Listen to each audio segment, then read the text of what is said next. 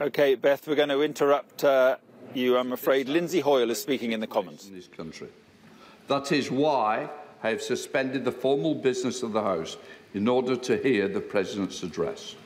We have also been joined by the Ukraine ambassador.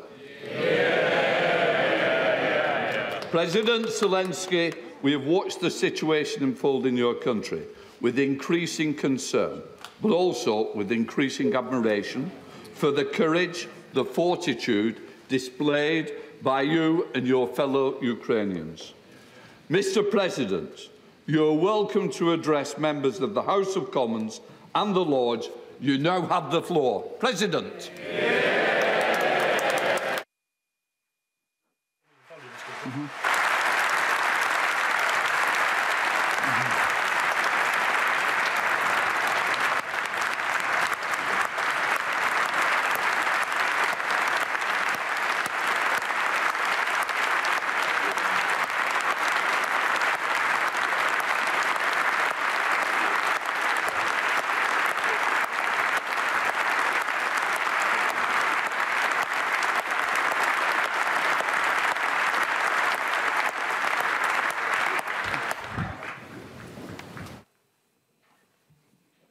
Пане спікер, пане прем'єр-міністре, члени уряду, Mr. Speaker, парламенту, лорди. all the members of Parliament, ladies and gentlemen, I'm addressing all the people of the United Kingdom and all the people from the country with a big history. I'm addressing you as a citizen, as a president of also a big country with a dream and big effort. I would like to tell you about the 13 days of war. The war that we didn't start and we didn't want it. However, we have to conduct this war. We do not want to lose what we have, what is ours, our country, Ukraine, just the same way as you once didn't want to lose your country when Nazis started to fight your country. And you had to fight for Britain. 13 days of the struggle. On day one, at 4 o'clock in the morning, we were attacked by cruise missiles. Everybody woke up, people, children, the entire Ukraine, and since that we have not been sleeping. We have all been fighting for our country with our army. On day two, we have been fighting airstrikes, and our heroic military servicemen on the island Zmyny have been trying to fight. When Russian forces demanded that we lay down the arms. However, we did continue fighting, and we did feel our force, the force of our people that will oppose the occupants until the end. The next day, the artillery started fighting us. Our army showed us who we are, and we have been able to see who are people and who are beasts. On day 4, we started getting people captive. We have not been torturing them. We remained humane even on day 4 of this terrible war. On day 5, the terror against us was going on against children, against cities, and constant shelling have been taking place around the country, including hospitals, and that didn't break us. And that gave us feeling of big truth. On day 6, the Russian rockets fell on Babin Yar, that is the place where the Nazis killed thousands of people during the Second World War. And 80 years after, the Russian churches are getting destroyed by shelling. On day 8, we have seen Russian tanks hitting the atomic power station. And everybody got to understand that this is the terror against everyone. On day 9, there was a meeting of NATO countries without the result that we were looking for. Yes, we did feel that. We did feel that unfortunately that the alliances don't work properly always, and the no-fly zone cannot be enforced. And on day 10, the Ukrainians started protesting en masse, stopping the armored vehicles with their own hands. And on day 11, the children and cities were being hit, and hospitals as well, with the rockets and constant shelling. And on that day, we realized that Ukrainians became heroes. The entire cities, children, adults. And on day 12, the losses of Russian army exceeded 10,000 people killed. And also including the general, and that gave us hope that there will be some kind of responsibility for those people in front of the court. On day 13, in the city of Mariupol that was attacked by the Russian force, a child was killed. They do not allow any food, any water, and people started panicking. I think everybody can hear that people do not have water over there. Over 13 days of this situation, over 50 children have been killed. These are the children that could have lived, but these people have taken them away from us. The United Kingdom, Ukraine were not looking to have this fall.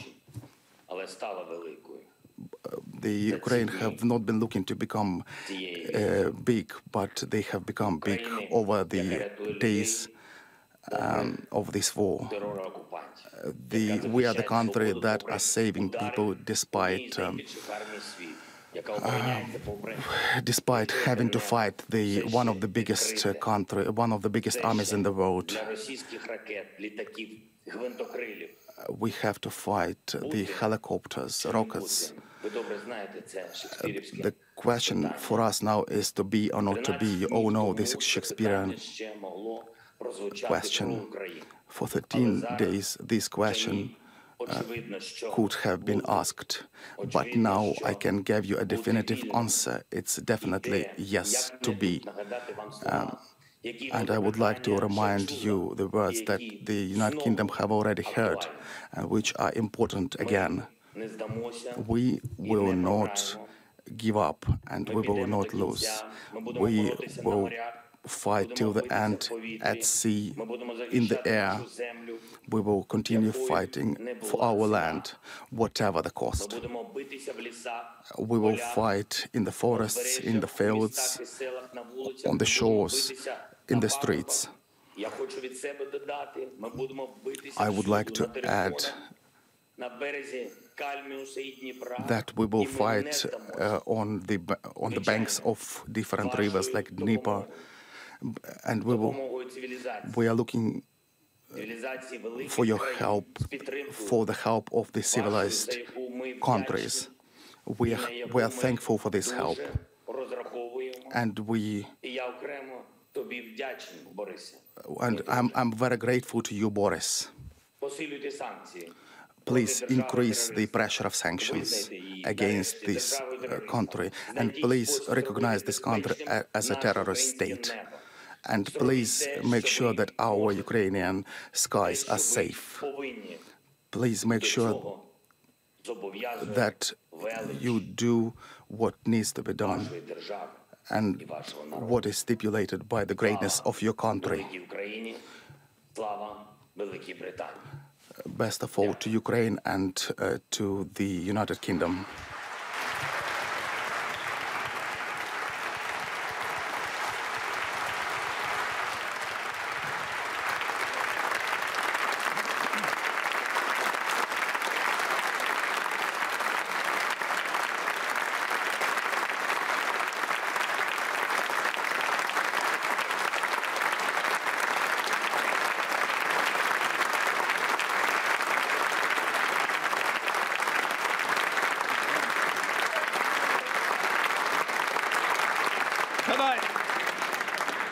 Thank you, Mr. President. On behalf of the House of Commons, I want to thank you for speaking to us and for giving us very clearly and powerful perspective of the tragic situation facing you and fellow Ukrainians. We have debated the situation in Ukraine numerous times in recent weeks, and I know that we will continue to do so, and that when we do so, your words will be resonating with us. I want to express the solidarity of the House of Commons with you, your compatriots, and we salute the courage of the people of Ukraine. Thank you, and our prayers are with you. Order, Mr. Speaker. Just let me say. We will now resume with the formal sittings of the House. Order, order. I will take the points of order from the leaders of the main parties before we return to the opposition day. I call the Prime Minister. Thank you, Mr. Speaker. A point of order, with your permission, Mr. Speaker. May I say that never before in all our centuries of our parliamentary democracy has the House listened to such an address. In a great European capital, now within range of Russian guns, President Volodymyr Zelensky is standing firm for democracy and for freedom. In his righteous defence, I believe he has moved the hearts of everybody in this House. At this moment, ordinary Ukrainians are defending their homes and their families against a brutal assault.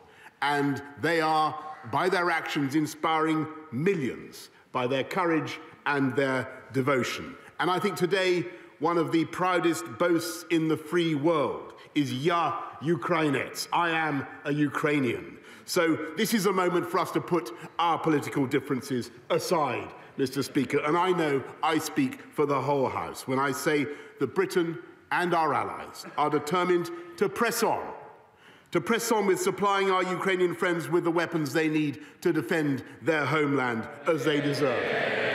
To press on with tightening the economic vice around Vladimir Putin, and we will stop importing Russian oil, Mr. Speaker, and my right honourable friend, the Business Secretary, will update the House on that tomorrow. And we will employ every method that we can, diplomatic, humanitarian and economic, Mr. Speaker, until Vladimir Putin has failed in this disastrous venture and Ukraine is free once more.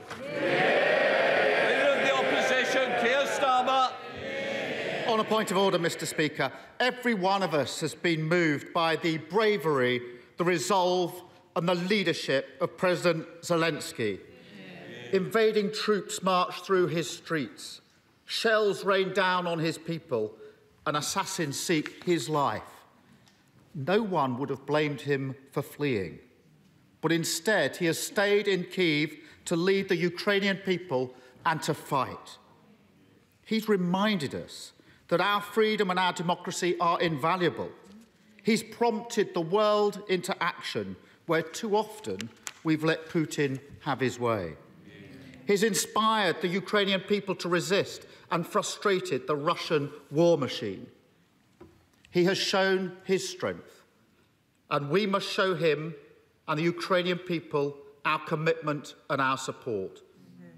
Labour stands for the unity at home and abroad that will isolate the Putin regime.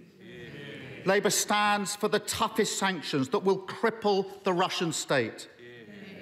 Labour stands for providing Ukraine with the arms it needs to fight off their invaders. Labour stands with President Zelensky, with Ukraine, with democracy. Slava Ukraini. Thank you, Mr. Speaker. Leader of the SNP, Ian Blackford. Thank you, Mr. Speaker. With your forbearance, if I can make a point of order.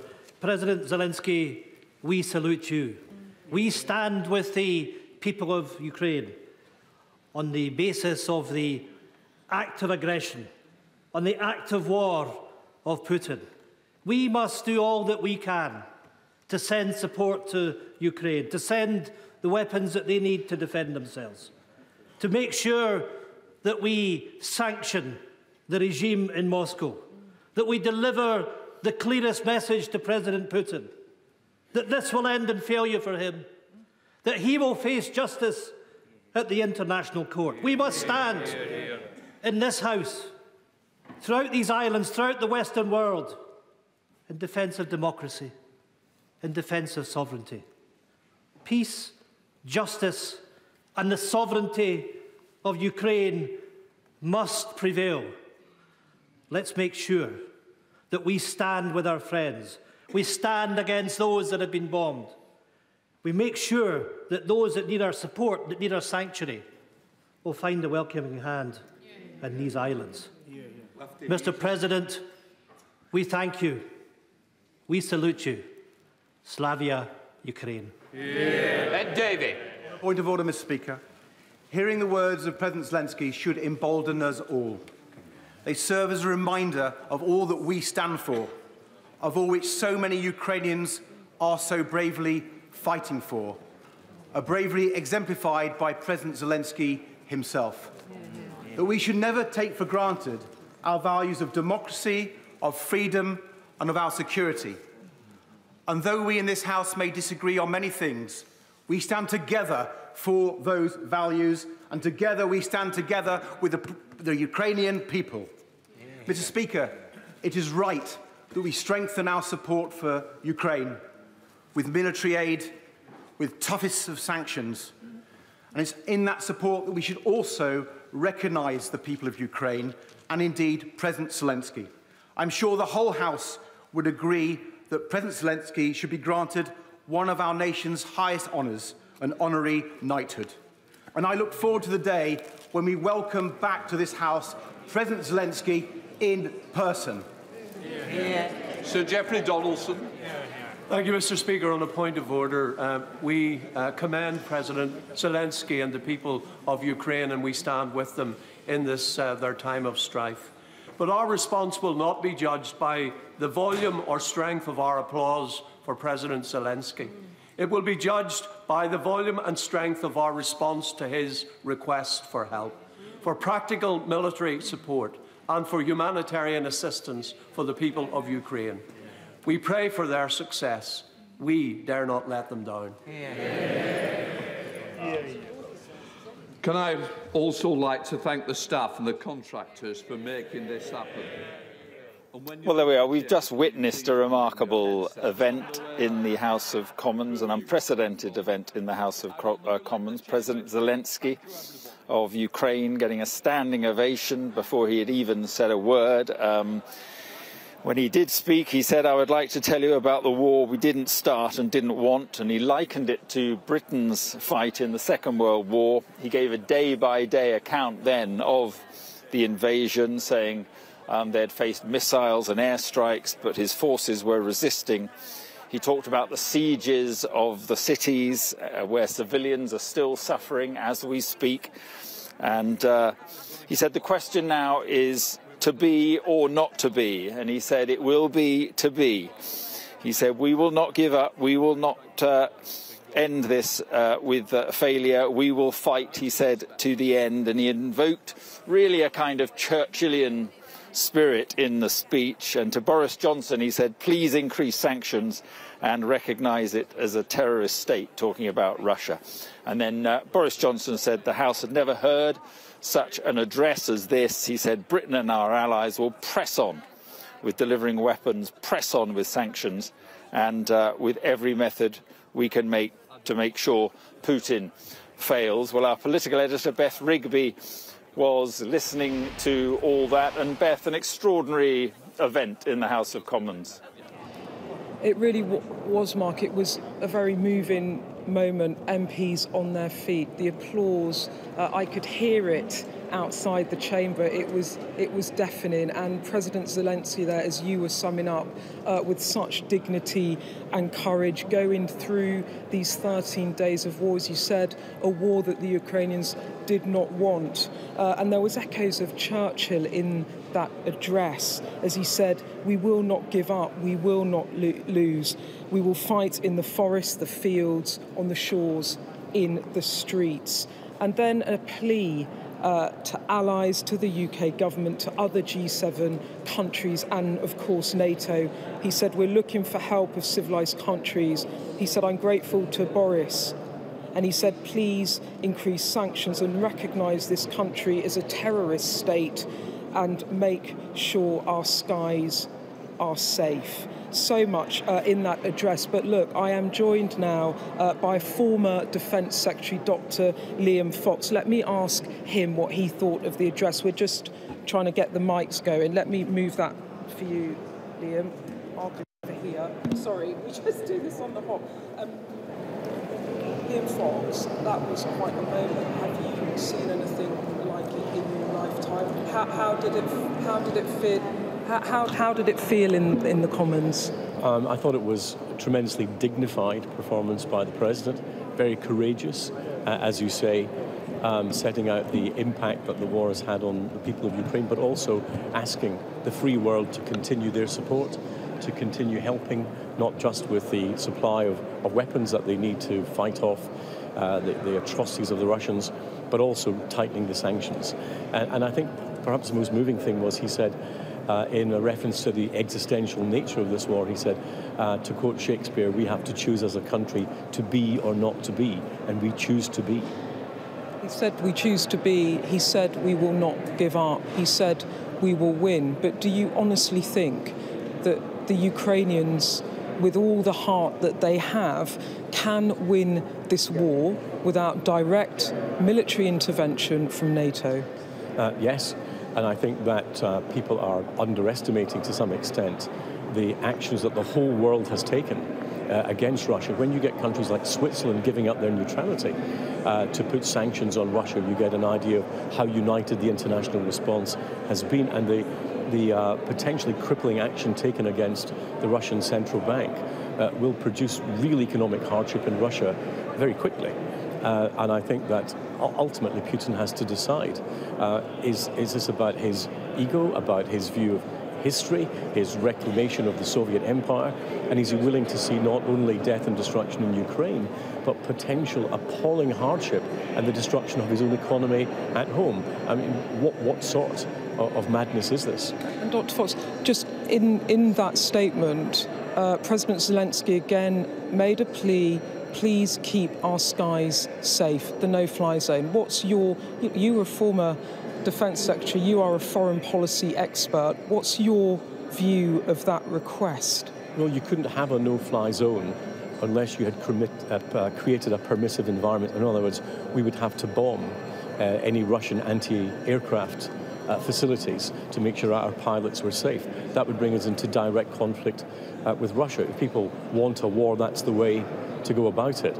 There is a war. Yes, but you're talking about a full European war, NATO against Russia. Not only does the talk about that heighten the tension, but it actually plays into Putin's narrative. Putin wants this to be portrayed in Russia as Russia against NATO. We've got to show that this is Russia pitting its might against a defenseless and harmless Ukraine. We've got to make sure that people understand the malevolence and the wickedness of what Putin is doing here and the scale of the destruction and death he's bringing to innocent people. We mustn't give him the excuse to turn it into something else. So you agree with the position of not having a no-fly zone? I know some of your colleagues think differently. If we don't intervene and NATO doesn't intervene directly and the sanctions are the tool with which Putin finally fails, how do you see this playing out? Is this a month, 2 months, many years? How long are we going to have to watch this awful situation unfold in Ukraine? Well, first of all, the Russians don't have supremacy in the skies in the way that many people thought they would. It's very clear that their logistics are not very good. It's very clear that they didn't expect the resistance of the Ukrainians that they have. So however long Putin has been thinking about this, he hasn't prepared very well or hasn't understood the conditions he would face. Most of the damage being done in Ukraine is being done by shelling, by artillery. And if we're able to supply the Ukrainians with defensive equipment and offensive equipment, so much the better. But the question of how long really depends on how much Putin is willing to see pain not only inflicted on Ukraine, but increasingly severe pain on his own people. I mean, the evidence to date is he doesn't much care about his own people, but his people themselves may care. And just final question, what's your view on the government's handling of this? The Prime Minister has, of course, been on the world stage, but in terms of the refugee policy and also the sanctioning of Russian oligarchs, some criticism from his own backbenchers. Well, I think that we have been on the front foot. Britain was at the forefront of leading the economic sanctions, including the sanctions against the Russian Central Bank, which I think is the most crucial of all. I think when it comes to the humanitarian question, we've understood that when it comes to trying to stop Putin in Ukraine, we have to act as an international community. We have to do the same on the humanitarian front. A lot of these refugees, they're not economic migrants. They don't want to come to other countries. The chances are they will want to stay close to the borders of their own country so they can go home, join their families, their communities, in the way that we would all want to do. That's going to produce a huge pressure on the governments of Poland, of Slovakia, of Hungary, and of Romania in particular. And we have to recognize that we have to help them in every way that we can. I'm going to Poland tomorrow. I'll get a chance to talk to people more there. But whatever happens, I think we need to recognize that although this war is not happening on our geographical borders, it's happening on our human borders. Thanks, Dr. Fox. Thanks for joining us, and you should come back and tell us how your visit to Poland went. Thanks for coming on Sky News. Mark, there you have the former Defence Secretary quite clear that imposing a no-fly zone would put NATO into direct conflict with Russia, and then this war is not just between Ukraine and Russia, but between Europe and Russia, something that he argues the West cannot countenance. So President Zelensky's very, very passionate, heartfelt address, but for now it's still a question of sanctions, although the energy sanctions today just announced by the US, the EU, the UK, all very significant. Yeah, sanctions and supplies of defensive military equipment. Beth, thank you very much indeed. Let's speak to our security and defence editor, Deborah Haynes, who is here in Western Ukraine with me this evening. And Deborah, we heard there President Zelensky saying this is a fight we can win.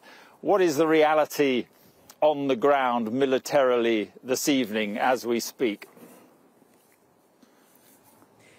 Well, I mean, the reality is that the Ukrainian military is still holding its own. It is against the expectations of Russia, and also Western allies even, has managed to prevent Russian forces from taking any really significant territory on day 13. But it's been at a huge cost, and you can hear day by day as each day goes by and as the war continues, the language coming from from the president, from his advisors, from his ministers, is increasingly impassioned when it comes to wanting their Western allies to do more to stop the bombs and the artillery and the missiles from raining down on cities across the country. And I think that is what you're going to see going forward. It's this increased humanitarian cost that's being imposed by Russia upon Ukraine. And you've also had we've had this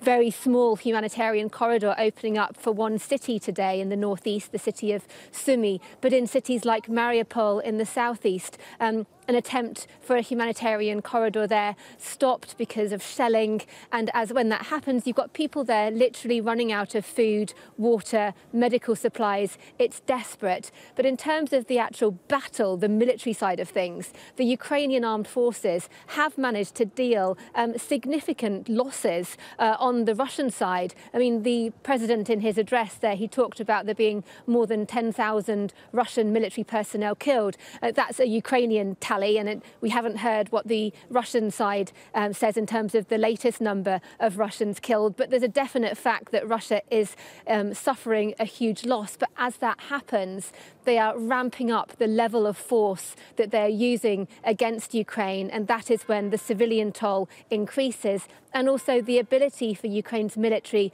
to hold out is only finite, which is why the weapons coming in from the West is so important. But like you've mentioned with Beth, that whole question about a no-fly zone, there's a very thin line that NATO is trying to tread at the moment. They've made very clear that they are not going to intervene directly, but the level of indirect support that they're giving to Ukraine is increasing, and whether it reaches a threshold whereby Russia actually turns around and thinks they're effectively in direct confrontation regardless, that remains to be seen. And that too becomes more and more dangerous as you're looking to try to contain this conflict within Ukraine's borders. The ability to do that weakens the longer the conflict here continues.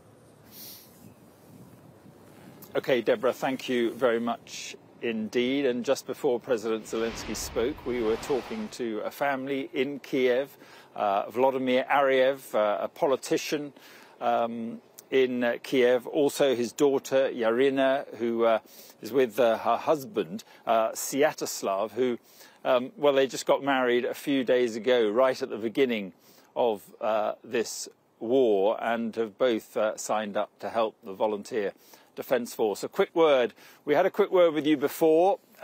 Vladimir, are you happy with what, well, President Zelensky is asking again for more help. Are you happy with the help that you're getting from the West? Well, I can join Zelensky's speech, especially when he said that we will fight everywhere where possible to beat out invaders. And I'm really grateful to United Kingdom, United States, Baltic states that supplied Ukraine with NLAWs, javelins, and other weapons to beat out Russian aggression on the first stage. I can understand that NATO is not very decisive in the matter of close the sky over Ukraine, being afraid to be involved as a third part of the conflict. But Russia will do its utmost to make NATO a third part of this conflict, because Ukraine, I'm pretty sure this is not the only goal. So we are we should understand that now we are fighting for all Europe, and we are fighting not only for our independence. That is vitally important for us, this supplying of air defense forces, and are there very necessary things that could be discussed between Ukrainian Minister of Defense, Ukrainian Minister of Foreign Affairs with with our Western partners. And we should, of course, the sanctions, like the embargo on energy trading, oil and gas with Russia as a pariah state, is very important. extremely important now. But at the same time, I would like to address to the whole world, if it's possible. No one, after this new reality, cannot stay aside of that, because if Russia succeeds in Ukraine,